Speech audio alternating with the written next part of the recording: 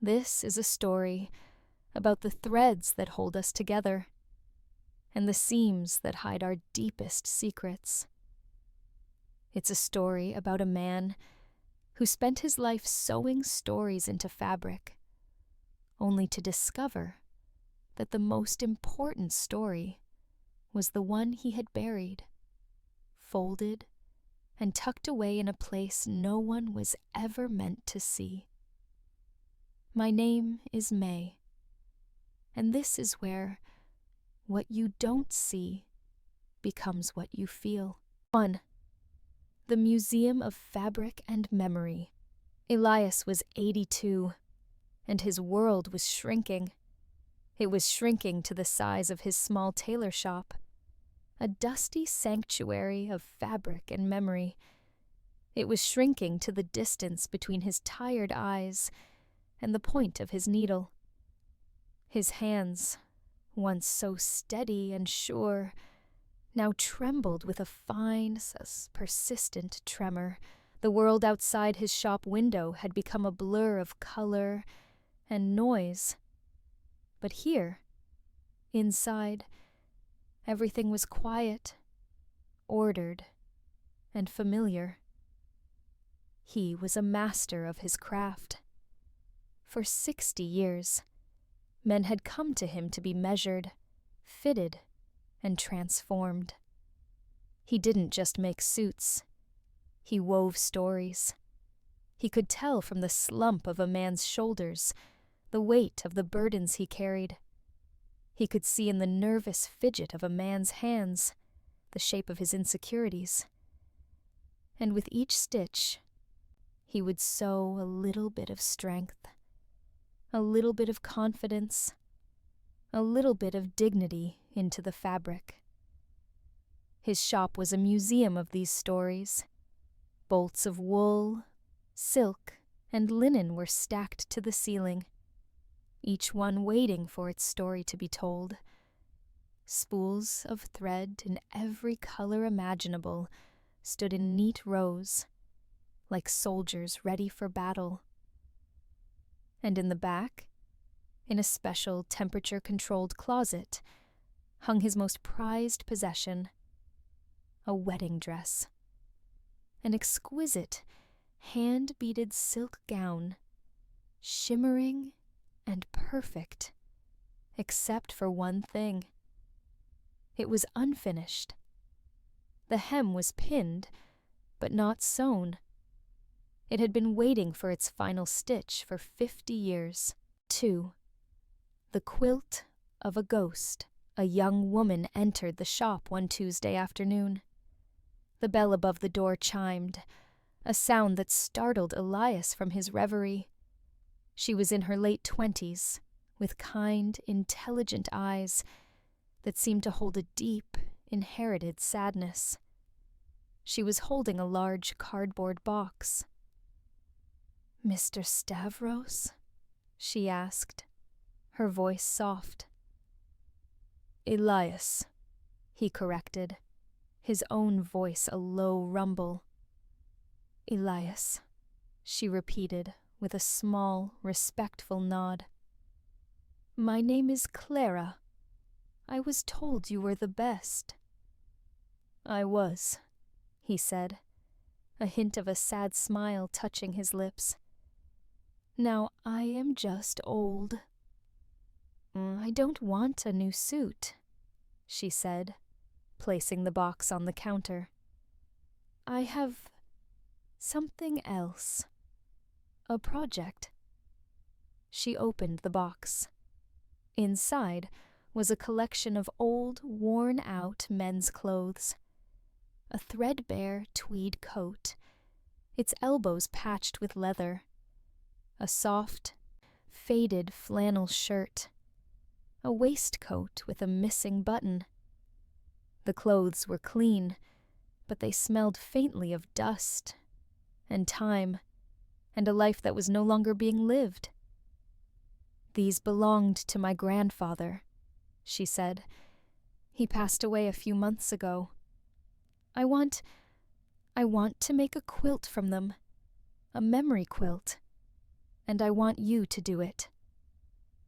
Elias looked at the clothes. He had spent his life creating new things. He had never been asked to deconstruct, to repurpose, to make something new from something old. But there was something in the young woman's eyes. A quiet plea that he couldn't refuse. "Leave them with me," he said. "I will see what I can do." 3. The threads of the past. That night, Elias began his work. He laid the clothes out on his large cutting table. He took his sharpest pair of shears and began to deconstruct them. It felt like a violation, like dissecting a body. Each snip of the scissors was a severing of a memory.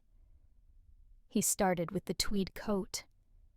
As he carefully unpicked the lining, his fingers brushed against something small and hard, hidden deep within the seam of the inner pocket. He frowned. He was a meticulous tailor. He never left anything in the linings. With a small pair of tweezers, he pulled it out. It was a tiny, dried flower, an edelweiss, brown and brittle with age, but still perfectly formed. His breath caught in his throat. He remembered a picnic on a mountainside 50 years ago. A beautiful young woman with a laugh like wind chimes. A young man, his best friend, scaling a small cliff to pick a flower for her.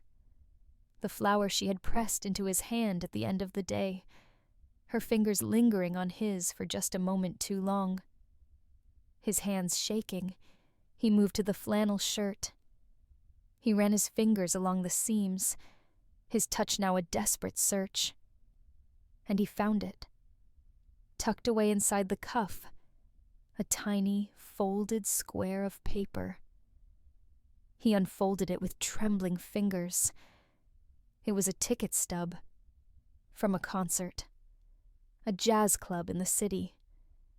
He remembered the music, the smoke-filled room, the way she had leaned her head on his shoulder, her hair smelling of rain and perfume. He felt a wave of dizziness. He stumbled back, his hand flying to his chest. It couldn't be. It was impossible. He grabbed the waistcoat. He tore at the lining, his movements now frantic, desperate. And then he found it, the final piece of the puzzle. A small, black and white photograph, no bigger than a postage stamp, hidden behind the maker's label. It was a picture of 3 young people, their arms around each other, their faces bright with the foolish, beautiful optimism of youth. A young woman with a radiant smile, Isabella. A young man with a charming, roguish grin, Leo. And himself. A younger, happier version of himself, looking at Isabella with a love so pure, so absolute, that it was a physical ache in his chest, even now 50 years later. These were not just any clothes. These were Leo's clothes. His best friend. The man who had died 50 years ago. The man who was supposed to marry Isabella. The man whose wedding suit he had been making when he died. Elias sank into a chair, the photograph clutched in his hand, the room spinning around him. The past, a ghost he had thought long buried, had just walked back into his life, and it was wearing Leo's clothes. 4. The ghost. In the room, Elias didn't sleep. He sat in his silent shop, the 3 small items arranged on the table in front of him, like evidence at a crime scene. The flower, the ticket stub, the photograph. 50 years of carefully constructed peace had been shattered in a single evening. He called Clara the next morning. His voice was hoarse, a stranger to his own ears. "You need to come back," he said. There was no room for argument in his tone. When she arrived, her kind eyes were filled with concern. "Elias, are you all right?" He didn't answer. He simply pointed to the 3 items on the table. She gasped, her hand flying to her mouth. Her face went pale. "Where did you get these clothes?" Elias's voice was barely a whisper, but it carried the weight of 5 decades of unspoken grief. Clara sank into the chair opposite him. "They were my grandfather's," she whispered, tears welling in her eyes. "His name was Leo." The name hung in the air between them, a ghost that had finally been spoken aloud. Elias felt the floor shift beneath him. So it was true. "And your grandmother?" he asked, his heart hammering against his ribs. "Isabella," Clara confirmed, her voice breaking. "She passed away last year. She told me everything. About you, about Leo, about the life she left behind." Elias stared at her, this young woman who wore his past in her eyes. "Why?" he asked. "Why bring them to me after all this time?" "Because she made me promise," Clara said, pulling a folded yellowed piece of paper from her purse. It was a letter, written in a familiar, elegant hand. Isabella's handwriting. "She wrote this for you just before she died," Clara said, her voice thick with tears. She said you would know what to do." 5. The words. She Tailor spoke. Elias took the letter.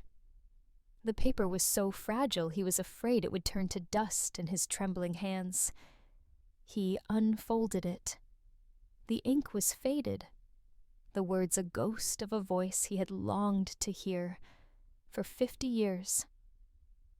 "My dearest Elias, if you are reading this, then I am gone. And I am sorry. I am sorry for so many things. For leaving. For the silence. For the life we never had. When Leo died, a part of me died with him. You know that. But another part of me died too. The part that belonged to you. I saw the way you looked at me, Elias. I felt it in every stolen glance, every accidental touch. And I loved you for it. I loved you both. My heart was torn in 2, and I was a coward. I chose the easier path, the safer path. And then, in a moment, there were no paths left at all. I ran. I ran from the ghost of Leo, and I ran from the love I felt for you. I couldn't bear it. I couldn't bear to look at you without seeing him. I couldn't bear to think of a future that didn't have him in it. So, I built a new life. A small life. A life of quiet penance.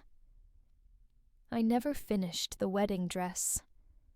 I couldn't. It was a monument to a future that had been stolen. But there was another garment you were making, Elias. Leo's suit.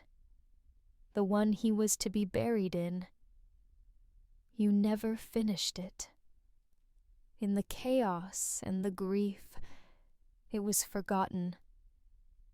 I want you to finish it. It is the last thing I will ever ask of you. Finish the suit. For him and for me.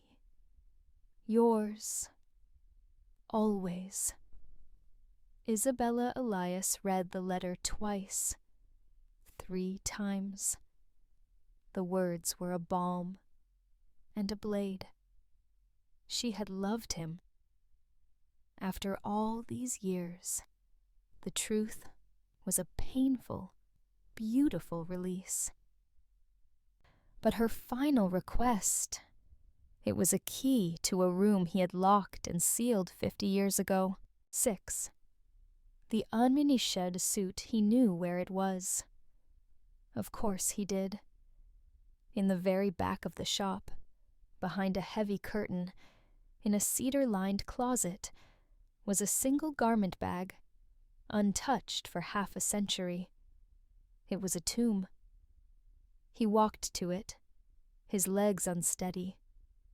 Clara watched him, her face a mixture of pity and awe. He pulled back the curtain. The air was thick with the smell of cedar and thyme. He reached for the zipper on the garment bag, his fingers fumbling. He pulled it down. The suit was a deep charcoal gray, the wool as fine and soft as the day he had cut it. It was almost finished. The jacket was constructed, the trousers hemmed. It was just as he had left it, a ghost in the shape of a man. He ran his hand over the lapel, and then he felt it, a small, unfamiliar lump in the inner breast pocket. A pocket he had been in the middle of sewing when the news came. A pocket he had only basted with temporary white thread. A pocket he had never finished. His blood ran cold. He had been a meticulous tailor. He would never have left something in a pocket, not even by accident. With a surge of adrenaline, he carried the suit to his work table. He laid it out under the bright lamp. He took his seam ripper, the small, sharp tool he had used his entire life. With a shaking hand, he began to pick at the white basting stitches. One by one, the threads gave way. The pocket began to open. He reached inside. His fingers closed around a thick, folded piece of paper. An envelope. It was sealed. On the front, in Leo's familiar confident scrawl, was a single word, Elias. 7. The last stitch. Elias stared at the envelope. His name, written by a dead man. A man who had been his brother in all but blood. A man whose ghost had haunted him for 50 years. He broke the seal. The paper inside was brittle with age. It was a letter. From Leo. My dearest Elias, if you are reading this, then I am gone. And I am sorry.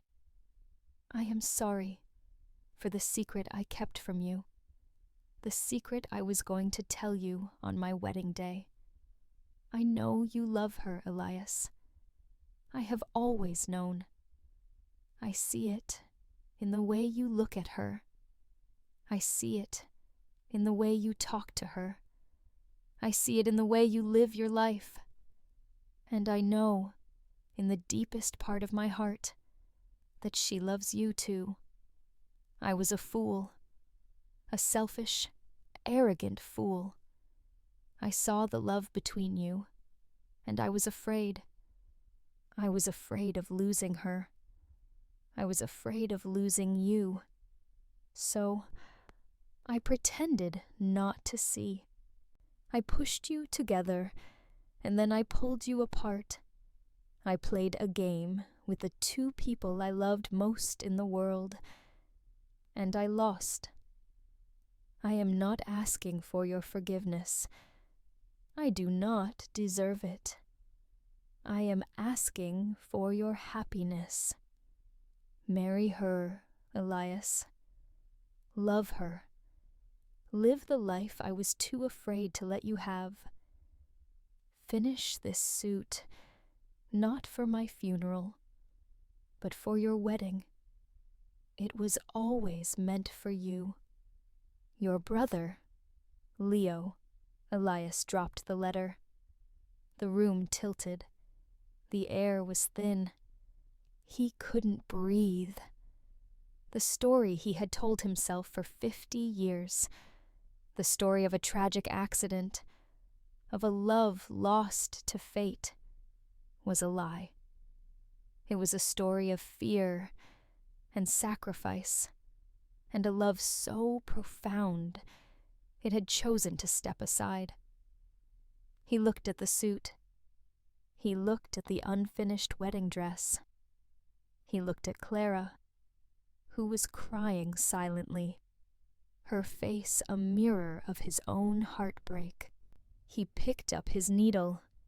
He threaded it with a single white silk thread, and with a hand that was suddenly, miraculously steady, he began to sew. He sewed the final stitch on Leo's suit. He sewed the final stitch on Isabella's wedding dress. He sewed the final stitch on a story that had waited 50 years to be told. 8. The Quilt of Stories. Elias finished the quilt. It was a masterpiece, a patchwork of tweed and flannel and wool, each square a memory, each stitch a story. In the center, he sewed a small, hidden pocket. Inside, he placed the edelweiss, the ticket stub, and the photograph, and the 2 letters, the story of a love that was, and a love that could have been. He gave the quilt to Clara. She held it to her chest, her tears falling onto the soft, worn fabric. "Thank you," she whispered. "You have given him back to me." "No," Elias said, his voice thick with emotion. "He was never gone." Clara left. The shop was quiet again, but it was a different kind of quiet. It was not the silence of absence, but the silence of peace, the silence of a story that had finally found its end. Elias went to the back of the shop. He took down the wedding dress. He folded it carefully, lovingly, and placed it in a large, cedar-lined box. He did the same with the suit. He would not sell them. He would not display them. They were not monuments to grief. They were testaments to love. He spent the rest of his days in his small shop, sewing stories into fabric. But now, he told a new story, his own. The story of a man who had learned that love is not about possession, but about release. The story of a man who had learned that the deepest love is not the one you live, but the one you are willing to let go. And sometimes, when a young couple would come into his shop, their faces bright with the foolish, beautiful optimism of youth, he would smile. And in the lining of the suit, or the hem of the dress, he would sew a single, hidden stitch of white silk thread. A secret. A blessing. A story. The story of a love that had waited 50 years to be told, and in the telling, had set them all free. 9. The second letter. A week later, another letter arrived. This one was modern. the envelope crisp and white. It was from Clara. Dear Elias, I don't know how to thank you. The quilt is more than I could have ever hoped for. It's like having a piece of him, of them, with me. But I am writing to you for another reason. When I was going through my grandmother's things, I found something else. Another letter. This one was addressed to me. She wanted me to read it after I had met you. I think you should read it too. Clara had enclosed a second letter from Isabella. This one was different. The handwriting was weaker, more frail. It had been written in the final days of her life. My dearest Clara, by now you have met Elias. You have seen the ghost of a life I never lived, and you have probably judged me for it. I do not blame you. I judged myself every day for 50 years. But there is something you must know. Something I was too ashamed to tell Elias. Something I can only tell you. The day Leo died, he was on his way to see me. He was going to tell me that he was breaking off our engagement. He was going to tell me that he knew I loved Elias, and that he was setting me free. He was giving me his blessing. He was giving me the future he knew I truly wanted. The accident was a cruel, random twist of fate. But my reaction was not. I was a coward.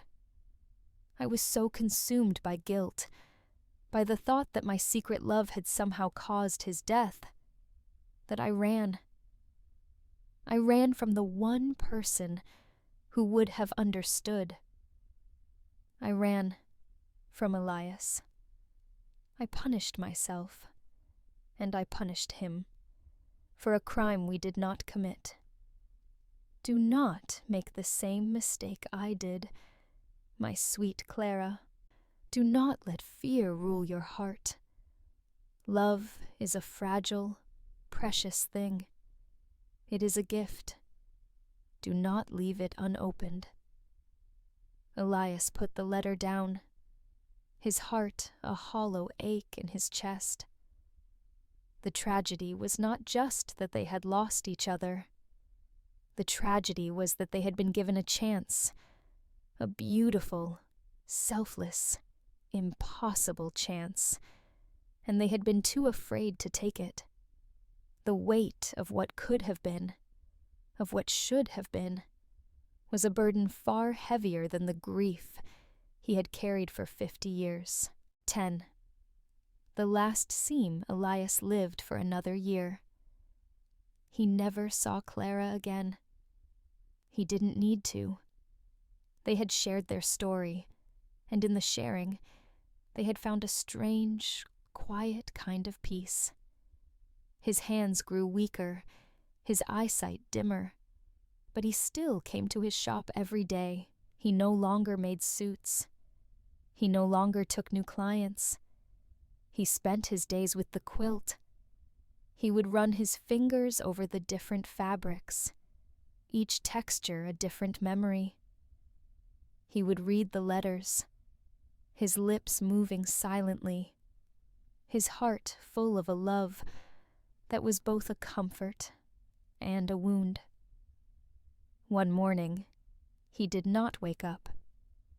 He was found in his armchair, the quilt draped over his lap, his hands resting on the hidden pocket where the letters were kept. He had a small, peaceful smile on his face. He had finally gone home. Clara inherited the shop. She did not sell it.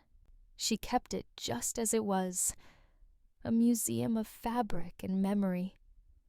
She hung the quilt on the wall, a beautiful, heartbreaking tapestry of a love story that had taken 50 years to be told. And sometimes, when a customer would ask about it, she would tell them the story of a tailor who sewed stories into every seam, the story of a love that was lost and found and lost again, the story of a man who had learned, in the end, that the only thing that truly matters is the love we give and the stories we leave behind. Epilogue. The unfinished dress. Years later, a young woman walked into the shop. She was a fashion student, bright-eyed and full of dreams. She had heard about the legendary tailor, Elias, and his shop, which was now a small, private museum curated by Clara. Clara, now a woman in her 40s, with the same kind eyes but a newfound strength in her gaze, showed the student around. She showed her the bolts of fabric, the spools of thread, the tools that had shaped so many lives. "And this," Clara said, her voice soft with reverence, as she led the student to the back of the shop.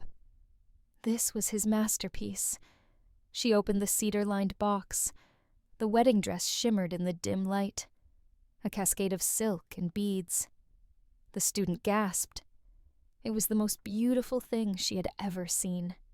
It's unfinished," the student said, her eyes drawn to the hem, which was still pinned, not sewn.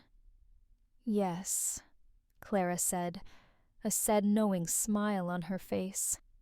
"Some stories are not meant to be finished. They are meant to be told, and retold, and in the telling, they become a part of us. They become the seams that hold us together." The student reached out a tentative hand, her fingers brushing against the delicate fabric. She could almost feel it, the weight of the story, the love, the loss, the hope, the thread of a life, a love, a story that had waited 50 years to be told, and in the telling had become eternal. Clara looked at the young student, her eyes shining. "He taught me that a tailor doesn't just sew fabric. He sews memories. He sews hope. He sews the very fabric of our lives together. And sometimes the most beautiful stories are the ones that are left unfinished." The student nodded, a single tear rolling down her cheek. She understood.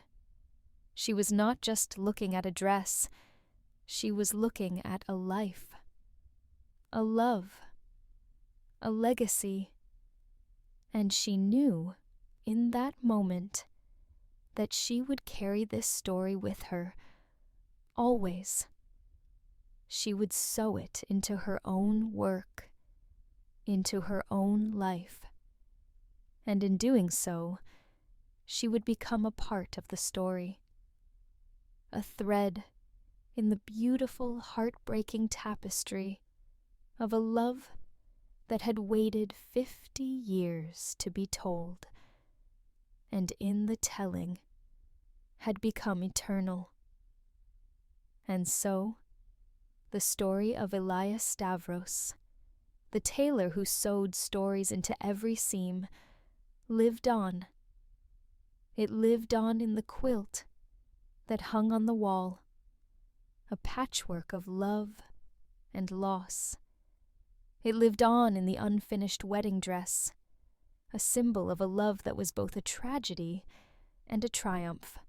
And it lived on in the hearts of those who heard the story, a reminder that the most powerful stories are not the ones that are told, but the ones that are felt, the ones that become a part of us, the ones that are, in the end, the very fabric of our lives.